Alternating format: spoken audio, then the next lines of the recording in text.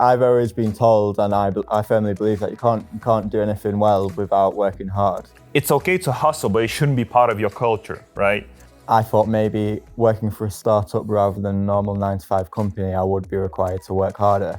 How can I make you guys around me, including myself, the healthiest and happiest people? Because then that leads to the best work.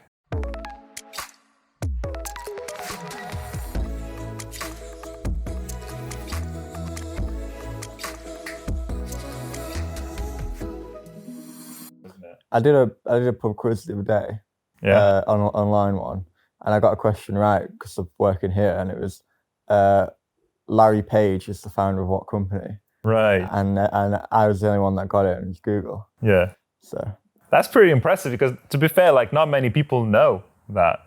Yeah. You know, they'll know the Facebooks, they'll know the Snapchats, but like they won't really know the Googles if they don't really out there. If it's not Mark Zuckerberg, Bill Gates, or Steve Jobs, no one knows the founder of YouTube, really. Yeah, it kind of ends there, pretty much. Yeah.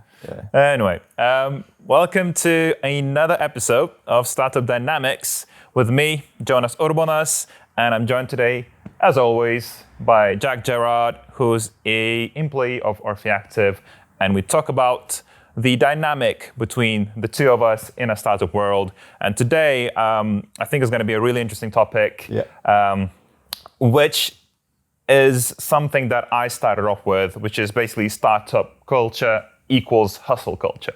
Right. Okay. Right.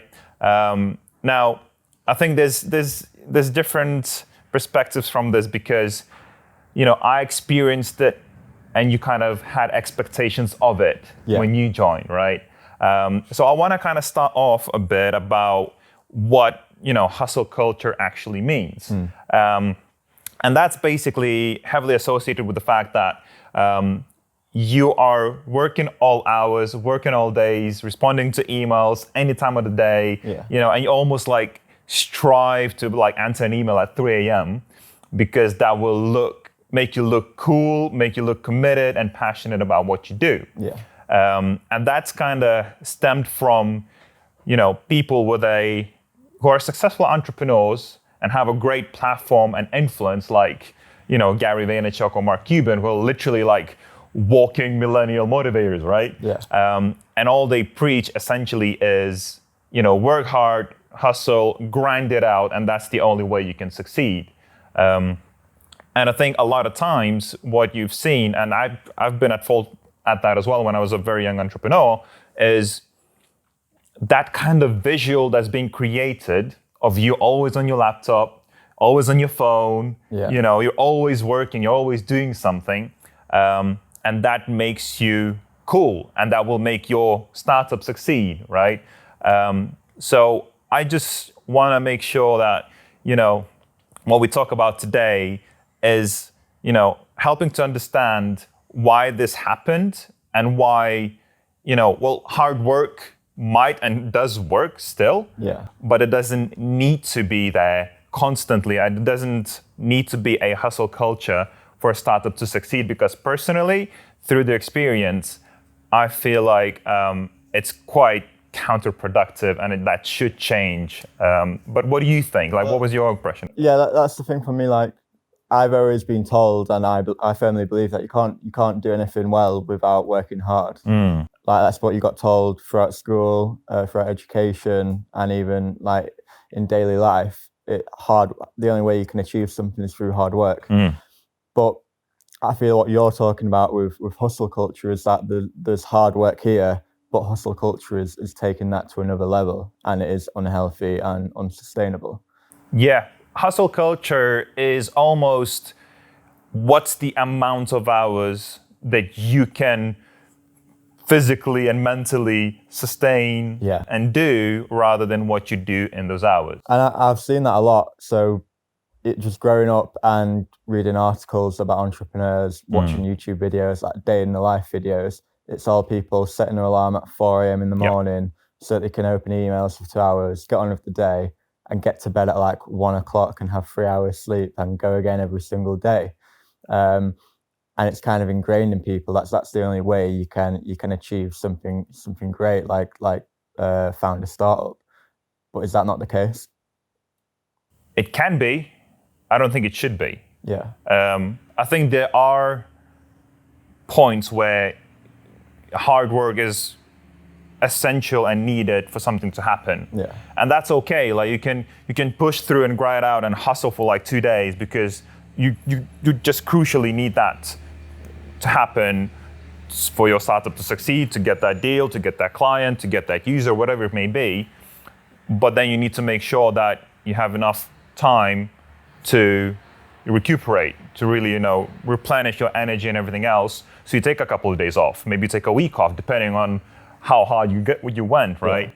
Whereas, the key word is culture, right? It's okay to hustle, but it shouldn't be part of your culture, right? So it shouldn't be a case of you as somebody that's looking to join a startup immediately thinks that, right, I'm gonna join a startup, which means I'm gonna have to be working weekends all the time. I'm gonna have work nights. Yeah. I'm not gonna be sleeping. I have to forget friends and blah, blah, blah, right?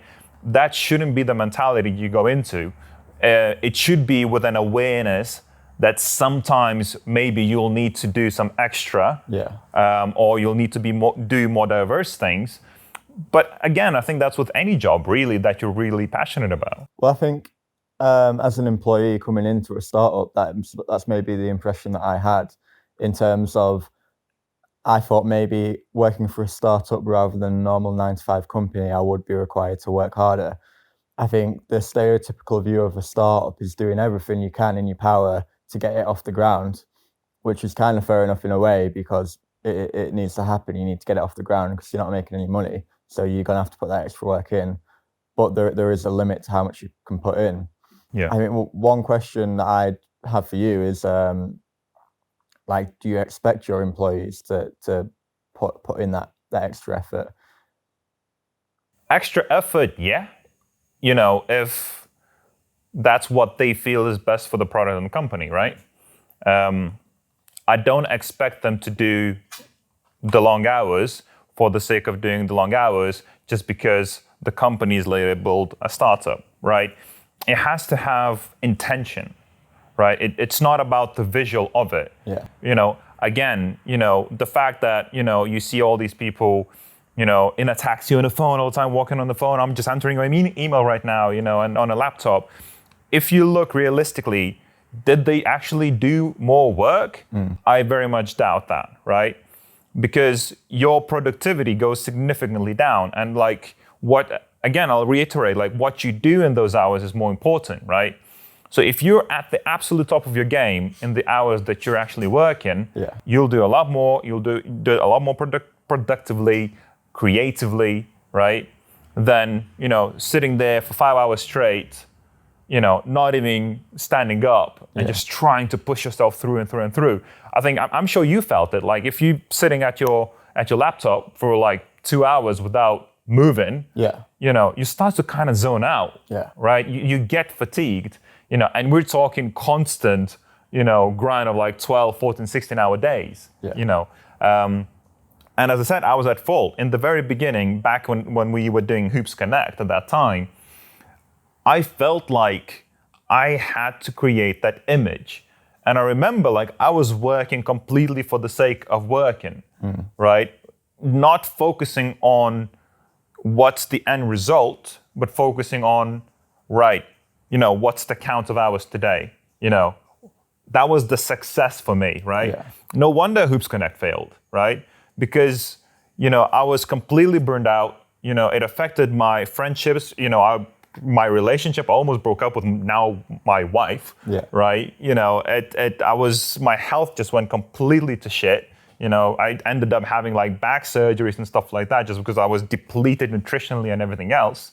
I mean, if that's, as founders, as leaders, we have to set an example. Yeah. So if that's something that I do, people around me expect or they have the pressure of doing somewhat similar, right?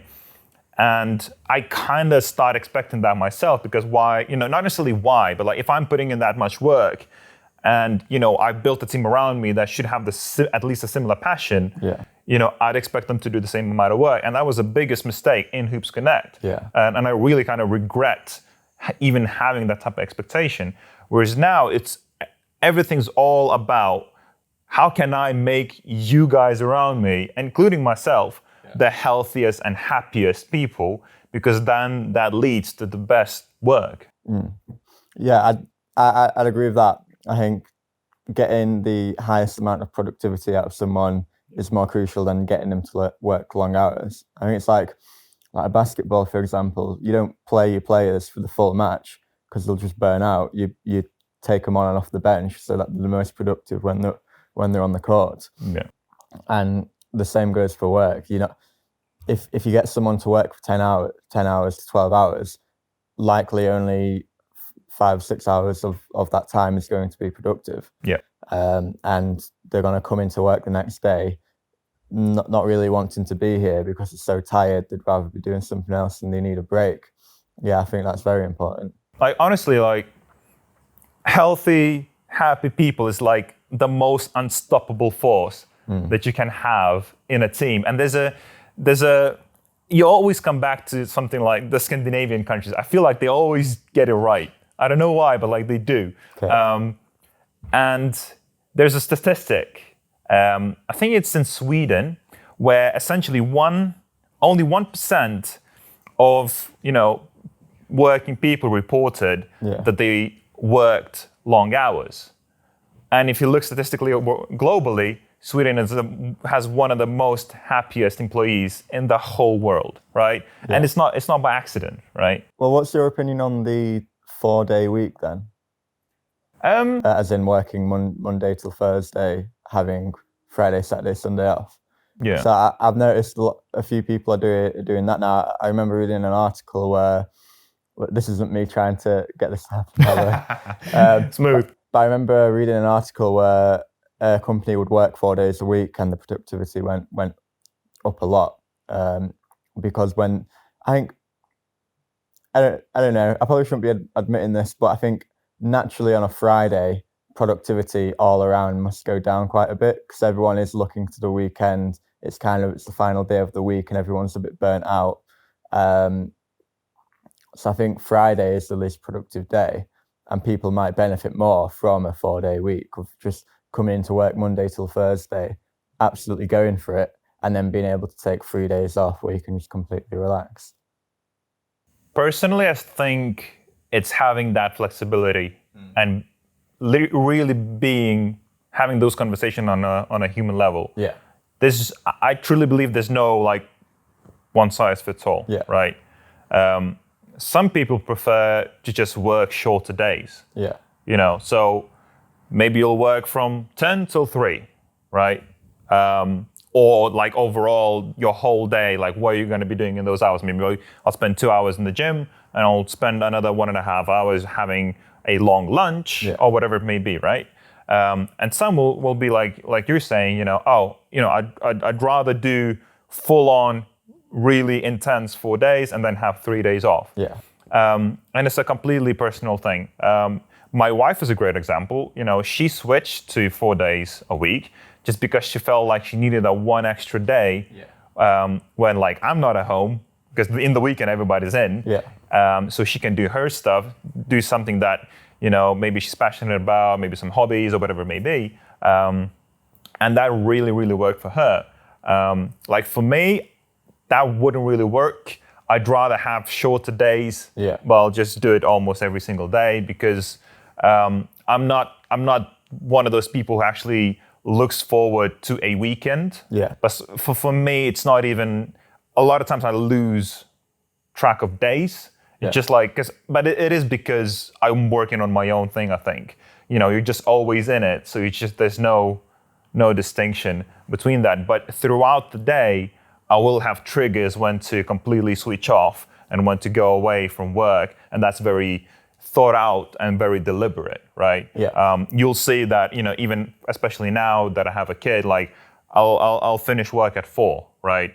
I'll make sure that I go to the gym and I have a nice lunch. That's like 2 hours break at least, right? But then the rest of those hours, they're full on, right? And that definitely resulted in a lot more quality work than back in the day in hoops, when, I would skip the gym, or would skip the lunch, or would eat at my, or at my screen all the time, and stuff like that. I mean, we both go to the gym during work. Like Liam, he goes for a walk during work, and I think we could all admit that if we didn't do those things, it's taken away from actually being at the desk and doing work. But if we didn't actually do those things, then we'd be far less productive. It's like you need to get out of these four walls, and you need to go and do something else just to take your mind off it. I do have a question about for you, because I've seen quite a few companies tackle this as a solution by offering perks. And by perks, I mean having like an Xbox or a table tennis or something that will entertain you and distract you from what you're doing, right? We had table tennis in the previous office. We never had like an Xbox or anything like that, but I think you could imagine what it would feel like to have something like that. Do you feel like that would be something that would help, or would that, not really make any difference? I think, so say you have an 8-hour work day, no one's going to be productive for those entire 8 hours.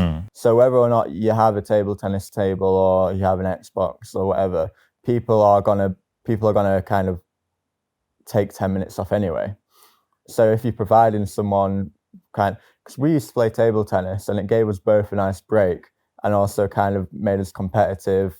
We had fun about it, that type of thing. Yeah. So you'd far rather be doing that than just kind of going on social media on your phone for 10 minutes or whatever, kind of being sneaky about having a break, that type of thing.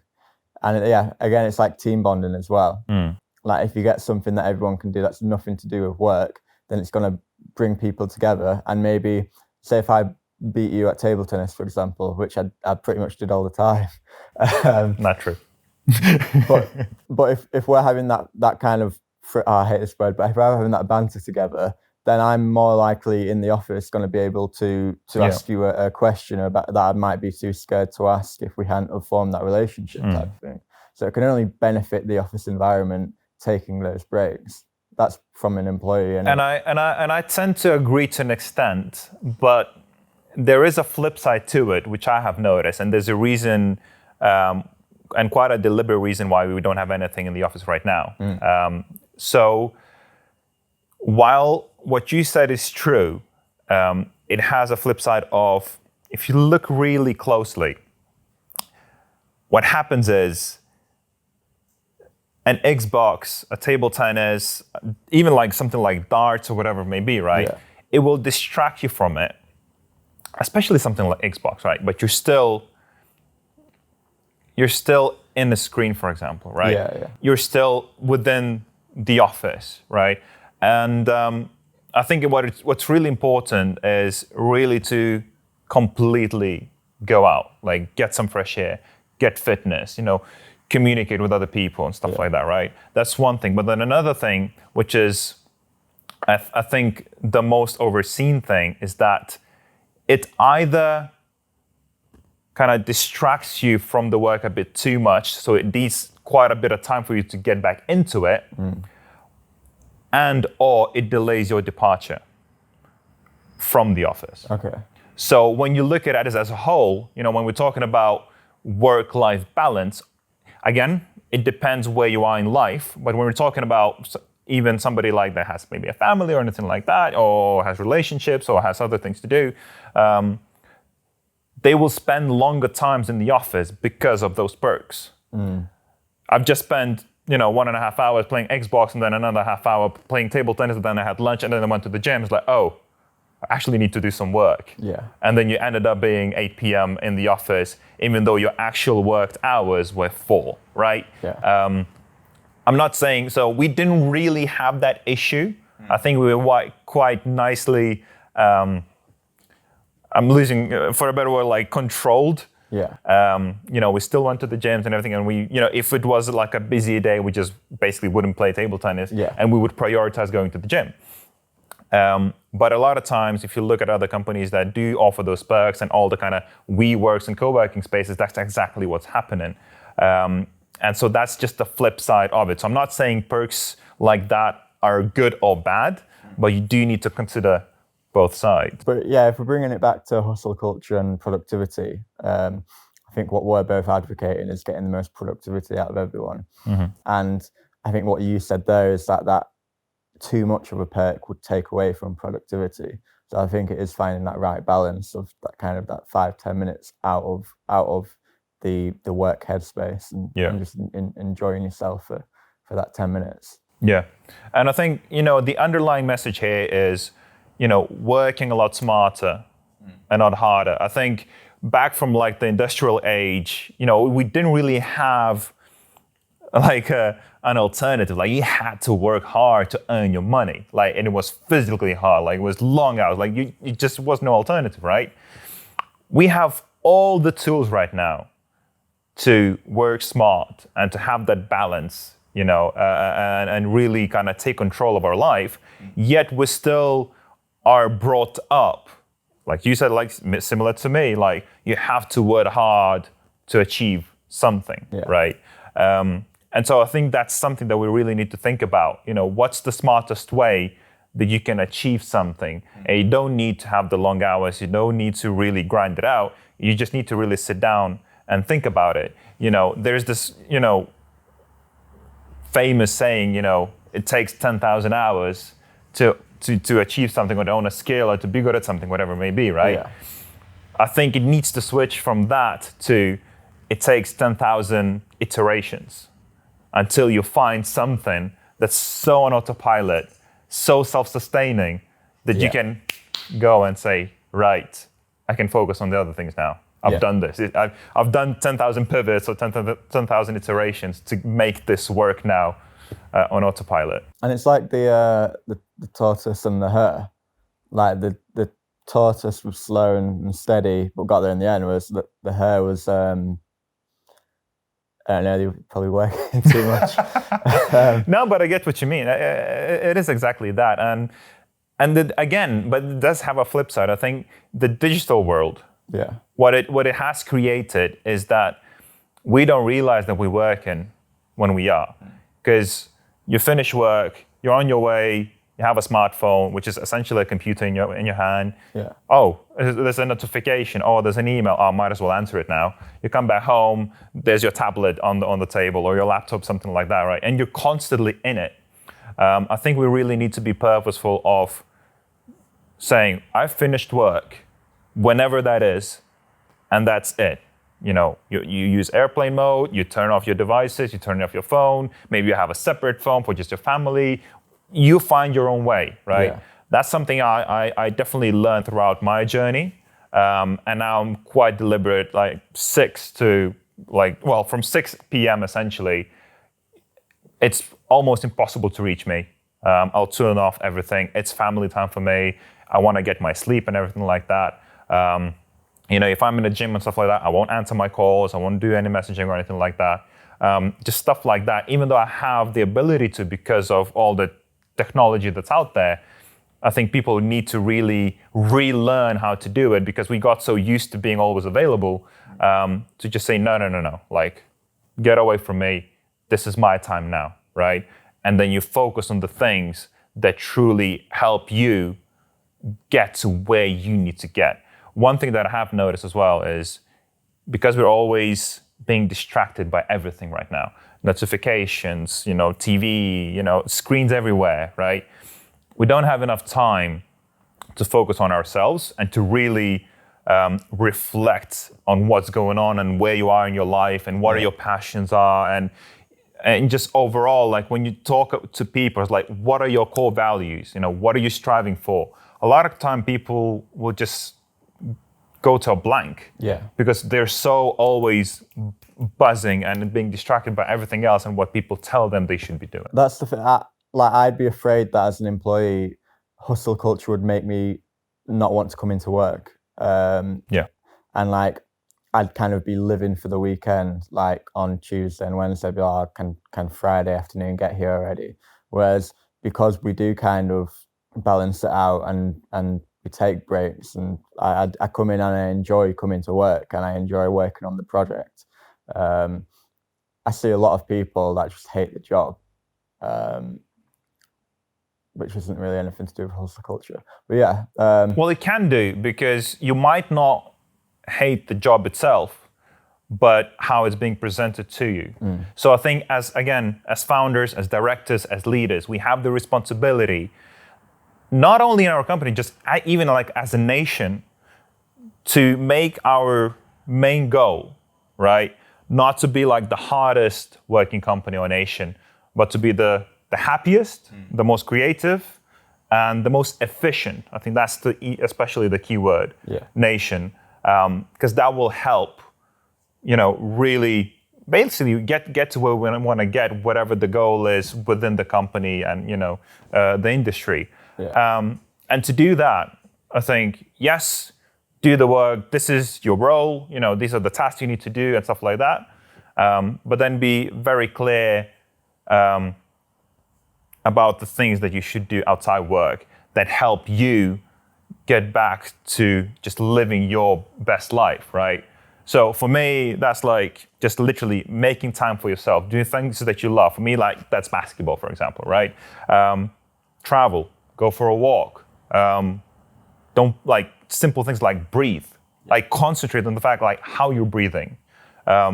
Meditate, reflect on everything that's happening, right? There's a lot of different things that you can do, but you need to be very deliberate for them. So even when I walk from home to work and back, sometimes I'm like, no, I'm not even going to listen to a podcast, for example, which is, do listen to this podcast. But, sometimes do turn everything off and just like listen to everything as you're walking, like really focus on, for that 15-minute walk on where you are in life, right? And is what you're doing exactly what you want to do and where you want to get to? Those little moments, I think, are very important. Yeah, it's having that perfect mix, really. Yeah. And hustle culture, you're just not allowed to have that mix. It's like ingrained in your brain that you're not allowed to have a good time. So you have to work on the product of the company. Exactly. So, fuck hustle culture.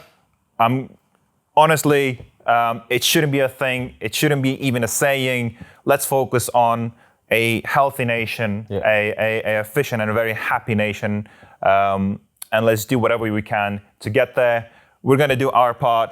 Make sure that any founders out there, you do your part. Any employees that are working for startups and listening to this, make sure you share this message to your founders if that's not the case, and let's make a difference. But thank you for listening. Make sure you follow us on social media.